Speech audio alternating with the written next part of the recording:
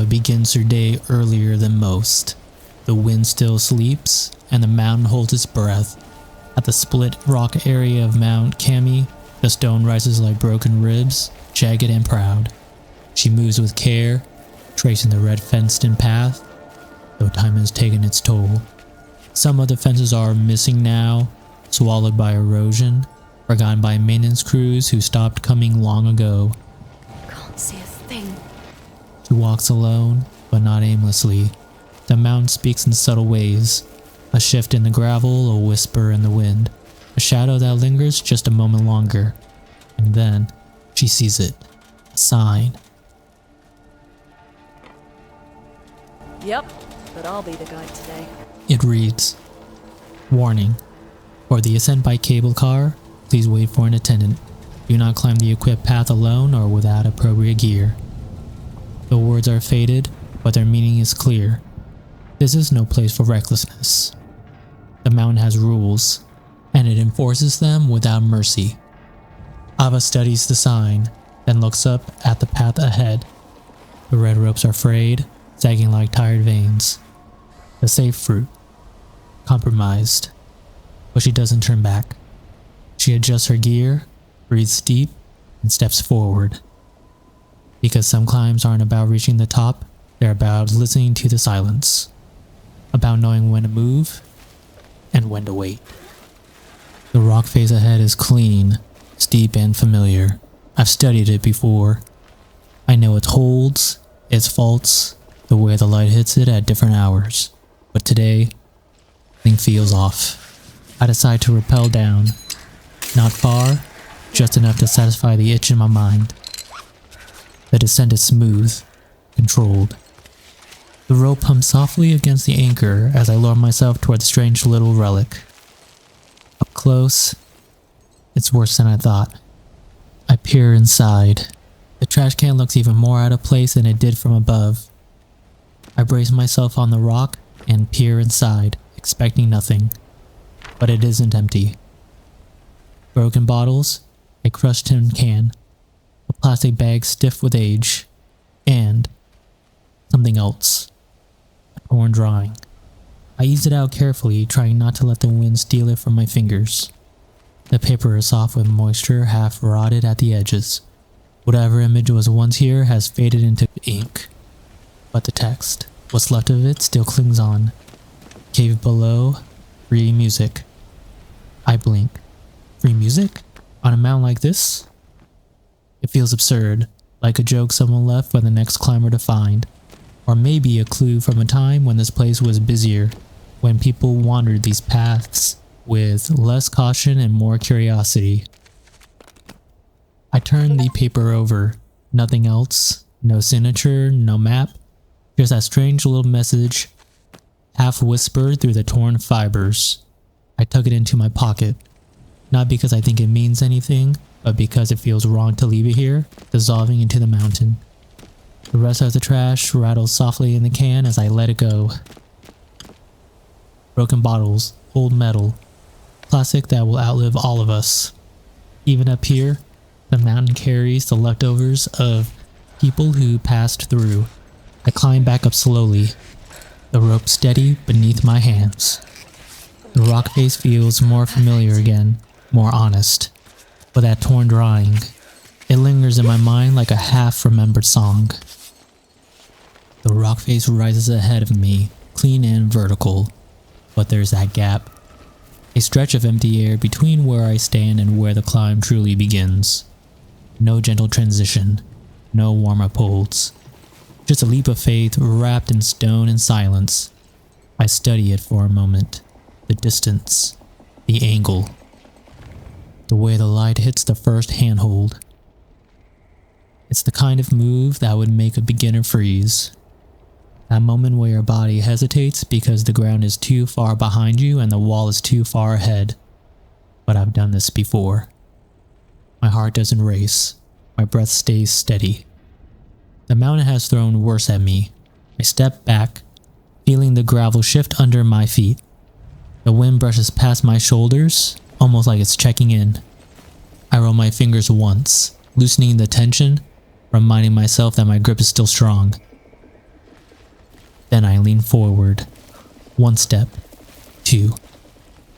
The ground pushes back beneath me as I run, the gap pushing up faster than I expect. And then I'm airborne for a heartbeat, weightless, suspended between intention and consequence. My hands meet the stone, solid, cold. Exactly where I knew they'd be. My fingers curl into the hold, my feet find their place, and the wall welcomes me back like an old friend. Intimidating? Maybe. But not for me.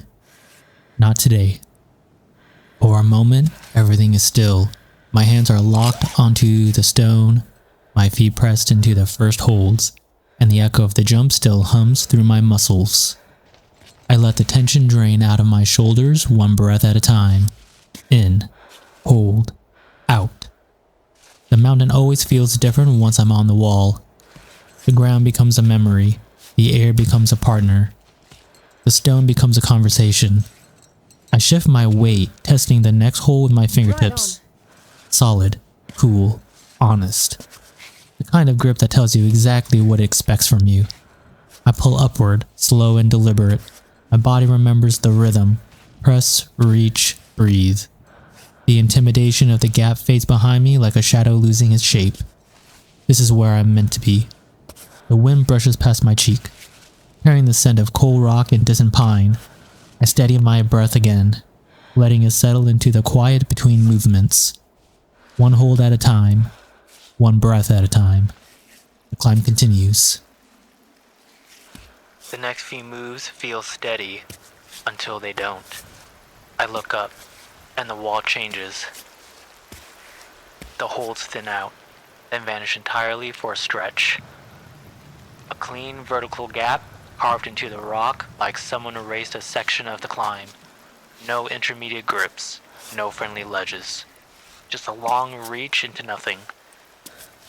For a beginner, this would be the moment their stomach drops. The moment they freeze and wonder why they ever came here. But I've seen gaps like this before. The mountain likes to test you, not with danger, but with honesty. It asks whether you trust your strength, your timing, your breath. I press my palm against the stone, feeling the cold seep into my skin. My other hand searches upward, brushing the air until it finds the faintest edge. A hold just barely within reach if I commit. It's far. Far enough that hesitation would make it impossible. I exhale slowly. This isn't about power. It's about precision. About knowing exactly when to move and exactly how much of yourself to give to the moment. I shift my weight, toes gripping the tiny foothold beneath me. My body coils, ready. 1 breath to steady, 1 breath to trust. Then I reach. My fingers close around the far hold, firm and certain. The strain of my shoulders settles into something steady, something familiar. I pull myself upward, letting the rhythm return. Breath, reach, anchor, breathe again. Then I see it, just above me, brushing the edge of a narrow ledge, a thread of red. At first, I think it's a trick of the light, a shadow, a mineral streak, a smear of rust. But no, it's rope. Frayed, sun-bleached, barely clinging to the anchor points hammered into the stone decades ago. A remnant of the old route. A call to safety on this mountain. Even in its worn-out state, it feels like a quiet reassurance. A reminder that others have passed through here, fought the same gravity, trusted the same stone. I reach the ledge and brush my fingers along the rope. The fibers crumble slightly under my touch, but the color still holds. A stubborn, fading red. Someone once tied this here to guide climbers upward, to mark the way, to say, "You're not lost, keep going." I let out a slow breath. The mountain may be harsh, but it leaves traces of kindness too. I steady my grip, shift my weight, and continue the climb, following the faint red line like a heartbeat leading me higher.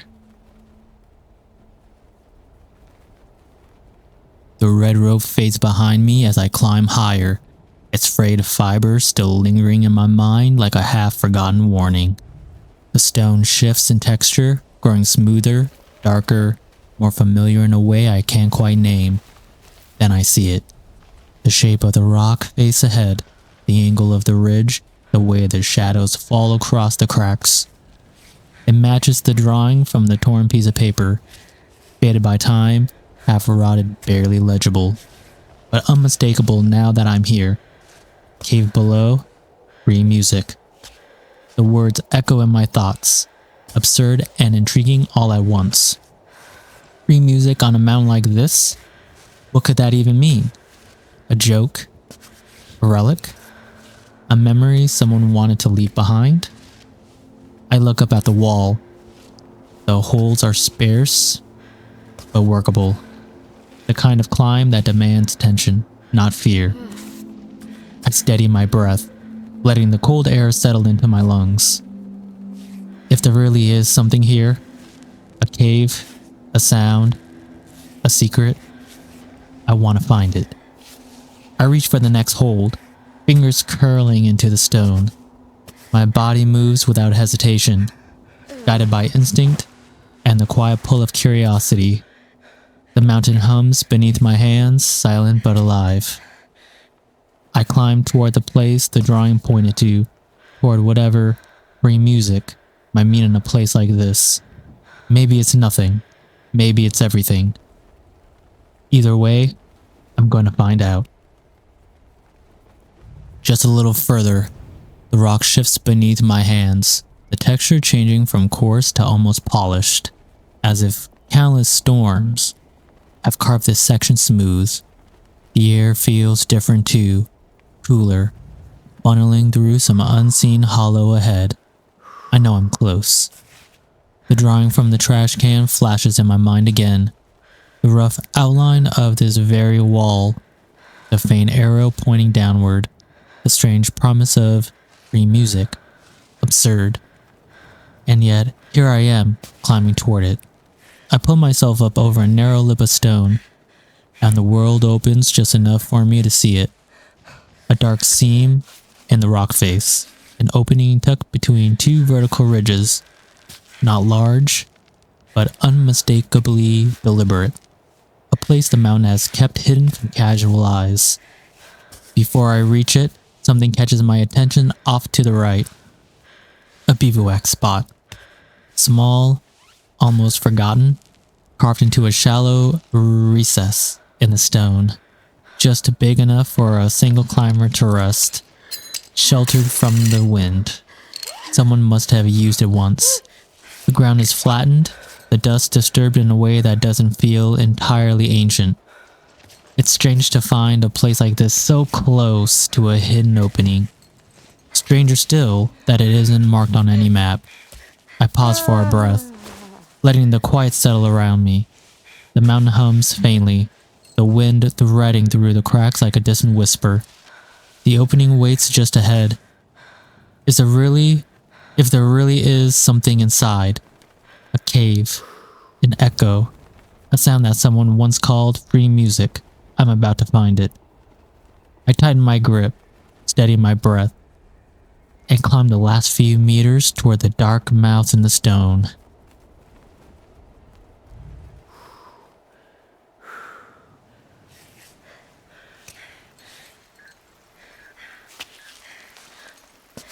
Hey Aava, guess who's back? I'm sure you miss me terribly. I know that you are the one doing all the work. I'm quite aware of that. But we're a team, and I do my part too. So don't forget about me, okay? Give me some news. Anything. I'm really not asking for much. I stop just short of the opening, letting my breath settle. The air here feels different, colder, carrying a faint echo from somewhere deep inside the rock. The kind of sound that makes you pause without knowing why. I rest one hand against the stone. It's cool, almost damp, as if the mountain is exhaling slowly. My pulse steadies with it, just a little further. The bivouac spot sits behind me, quiet and empty, like a reminder that someone else once stood here and hesitated too. Maybe they found what they were looking for, maybe they didn't. I inhale deeply, filling my lungs with the thin, crisp air. The climb has been long, but my body still feels strong. My hands are steady. My mind is clear. Whatever free music means, whatever waits in that dark seam of stone, I'm ready to face it. I tighten the straps on my pack, adjust my grip, and let the last bit of doubt fall away. One more breath, then I step toward the opening. The opening is close now, close enough that I can feel the cool air drifting out of it. But the wall changes again. A slight overhang looms just above me. I trace the line of the stone with my eyes, searching for the sequence. The hidden crimps, the small ridge just under the lip, the last 2 handholds that will let me pull through. There. I shift my weight, feeling the strain coil through my core. My fingers reach up, brushing the first hold, small but solid. My other hand follows, finding the second. I pull.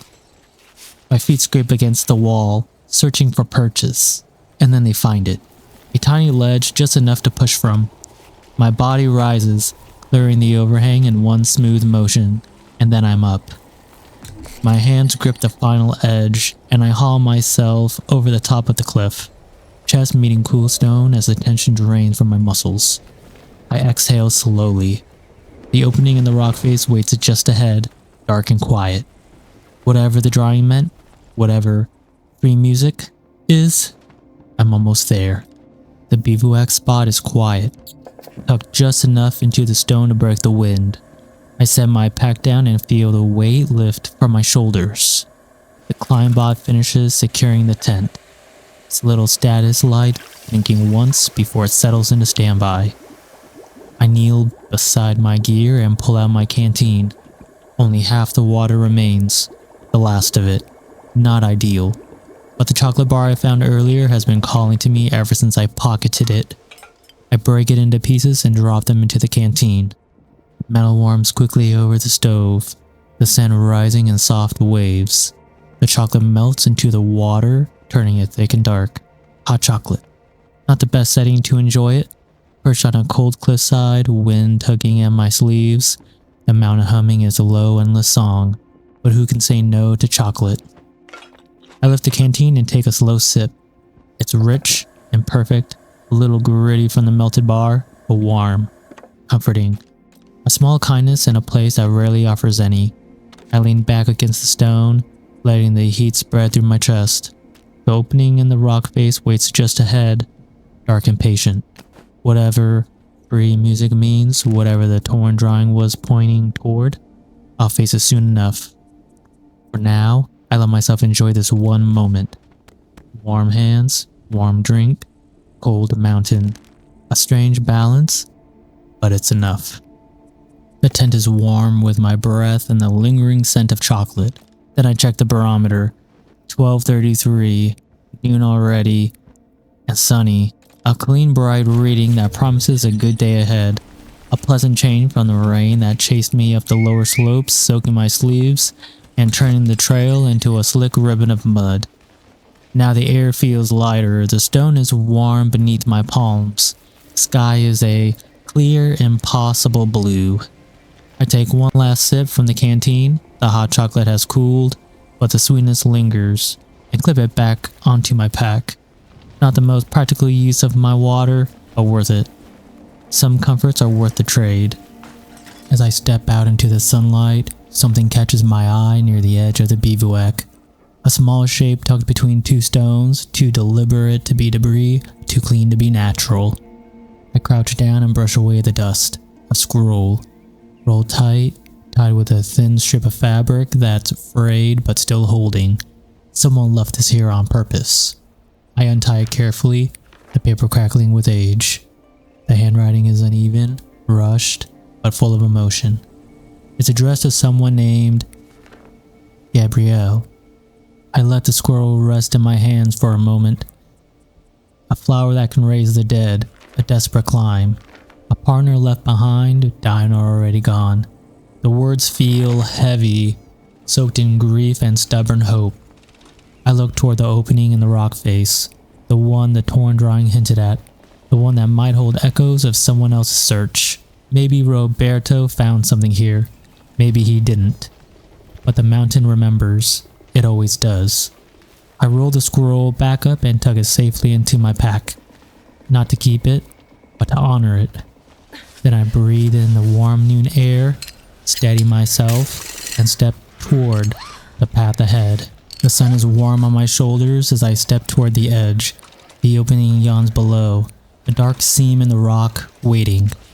I clip into the anchor, test the rope and lean back until the weight settles into my harness. The familiar pull steadies me, then I begin the descent. The rope slides through my hand in controlled intervals, each step down the wall measured and deliberate. The stone here is cooler, shadowed by the overhang above. The air shifts too, hearing a faint echo from the cave, something hollow and distant. Not quite a sound, not quite silence. Just a suggestion. I pause mid-rappel, letting my feet rest against the rock as I look toward the opening. The edges are smooth, worn by time or water or something else entirely. It feels older than the rest of the cliff, like the mountain carved this place with intention. The torn drawing, the red rope, Roberto's scroll, all of it has led me here. I lower myself the last few meters, the cave mouth rising to meet me. The light fades as I approach, replaced by a cool breath of air that brushes against my face. Whatever free music means, it lies inside. I plant my feet at the threshold and let the quiet settle around me.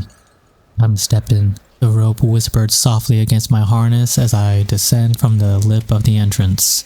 The stone around the cave mouth is darker, smoother, shaped by water or time or something older. My feet touch down on a narrow ledge just inside, and I crouch. But I leave the rope attached. No reason to tempt fate in a place like this. If the bag fits, I'll fit. The crawl space ahead is low and tight, forcing me onto my hands and knees. The air grows cooler as I move forward, carrying a faint echo that doesn't quite sound like wind.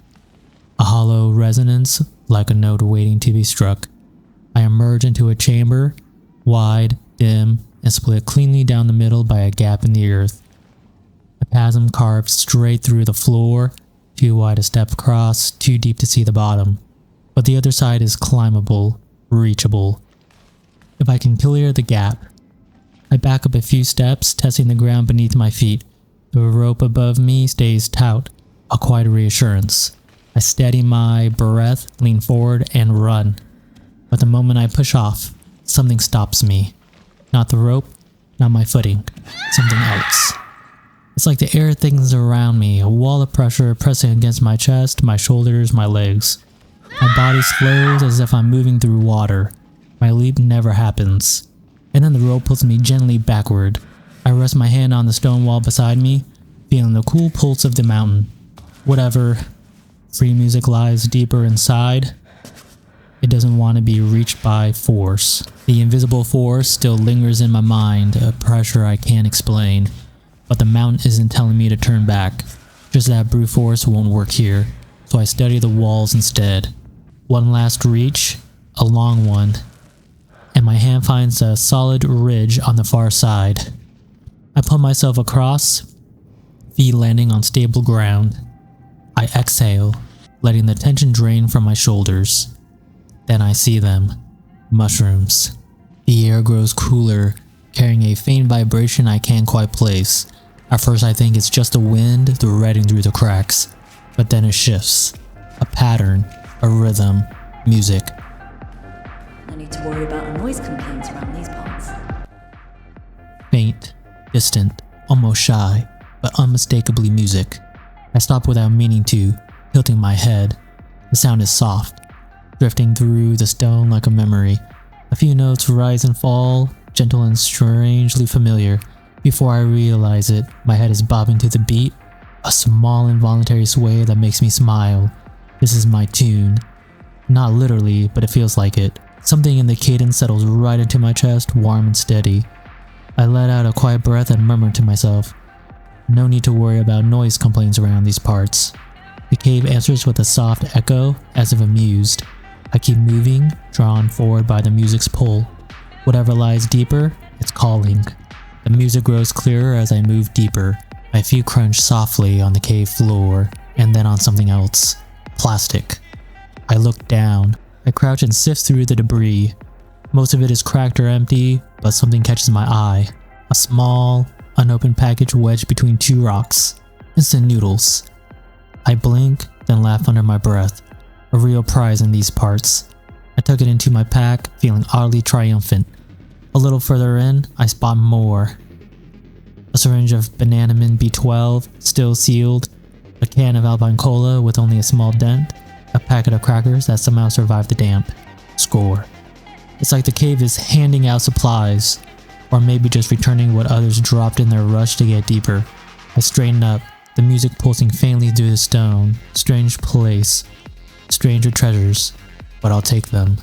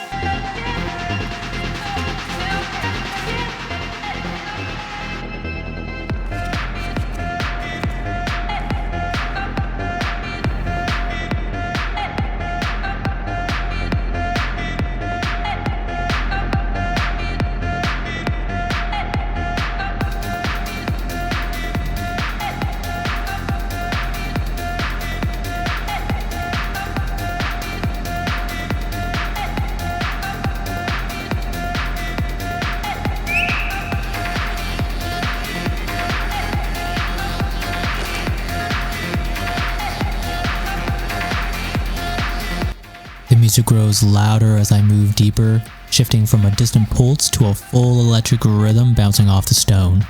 Rave beats, sharp, bright, alive in a place that should be silent. I round a bend in the cave and there it is, a battered old boombox sitting on a flat rock, speakers crackling, but determined. I can't help it.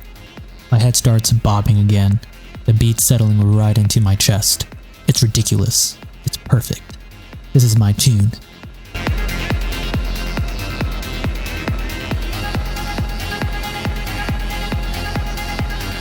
I step closer and press the power button. Silence. This place is the best of pieces. Cave swallows the sound instantly, leaving only the faint drip of water somewhere in the dark. The sudden quiet is almost startling. I wait a moment, then press the button again. The music bursts back to life, echoing through the chamber with a clarity that shouldn't be possible in a place like this. The acoustics are unreal, every beat bouncing cleanly, every note stretching just long enough to feel intentional. I laugh under my breath. This place has the best acoustics. The cave seems to agree, sending the sound spiraling upward into the shadows. I let the rhythm carry me forward, deeper into the unknown. Retracing my steps through the winding passages, I feel the faint pulse of the music fade behind me until there's nothing more than a memory vibrating in my ribs. The cave grows quieter with every turn, the air still and cool. When I reach the deep chasm again, I stop. This time the rope isn't waiting above me. I recall the pins earlier, tucked them neatly into my pack, thinking I wouldn't need them again. So now it's just me. Me and the stone. I step to the edge and study the wall. The same cracks, the same narrow seams that carried me across before. They look smaller now, somehow farther apart. Or maybe that's just a way of knowing there's no backup. I place my fingers into the first crack. Solid. Good. I shift sideways, feet searching for the familiar footholds. The stone is cool under my palms, grounding me. My breath stays tight but steady. Move, breathe, move again. Without the rope, every motion feels sharper, more deliberate. The cave is silent except for the soft scrape of my feet and the faint thrum of my heartbeat in my ears. The daylight ahead is a thin ribbon at first, barely more than a suggestion against the dark. I lower myself into the crawl space, palms brushing the cool stone as I move forward on hands and knees. The air shifts with every inch, the cave's deep stillness giving way to something lighter, warmer. Behind me, the echoes fade. The music, the chasm, the strange treasures scattered across the floor. All of it settles into memory. The crawl space narrows one last time before opening into the world above. I pull myself out, expecting the bright noon sky left behind. Instead, I'm met with rain, a soft, steady curtain falling from a sunset sky, gold and violet bleeding together behind the clouds.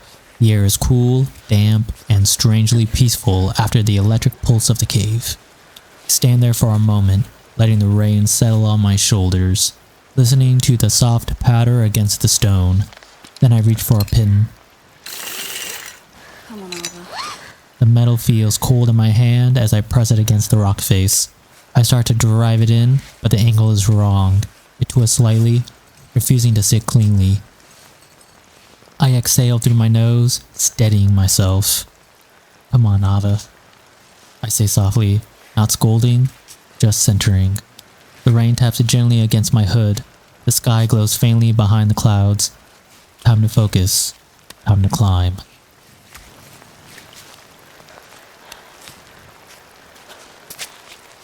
Whoop.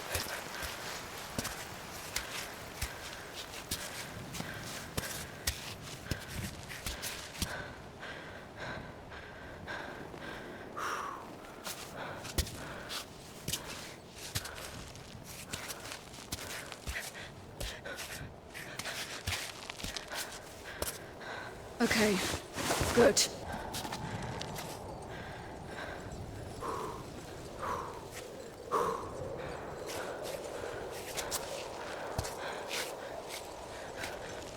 Ah, yes.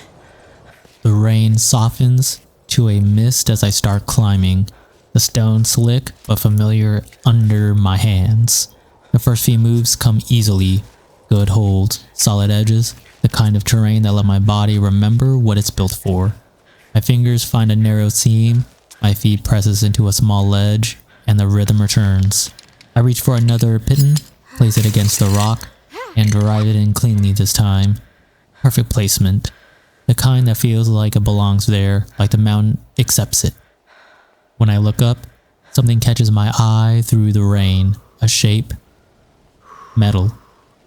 Just above me, half hidden by the overhang, hangs an abandoned cable car, suspended in silence, swaying ever so slightly in the wind.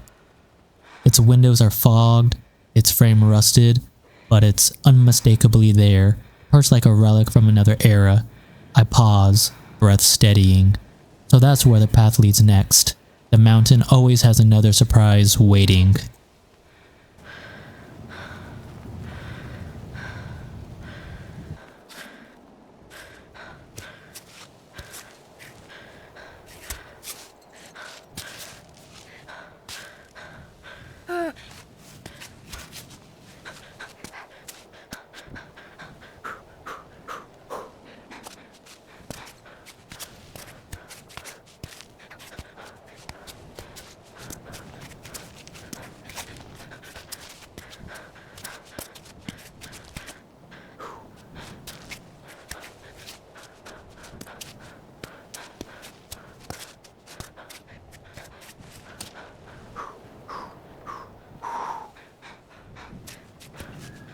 Good.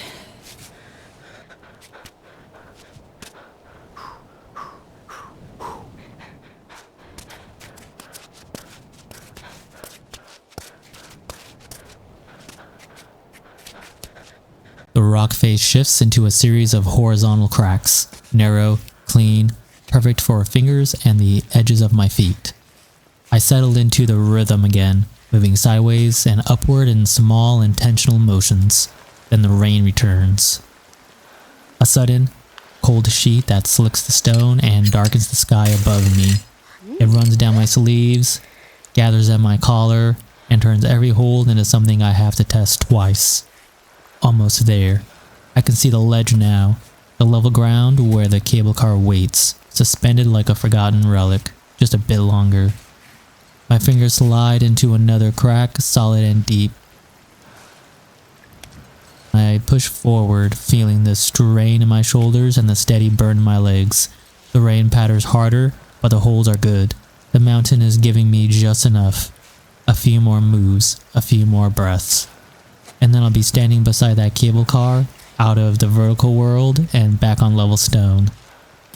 13 more moves. Move 1. Meet edges into a narrow lip. Move 7. My shoulders burn, but it's a familiar burn. The kind that says I'm doing exactly what I meant to. Move 10.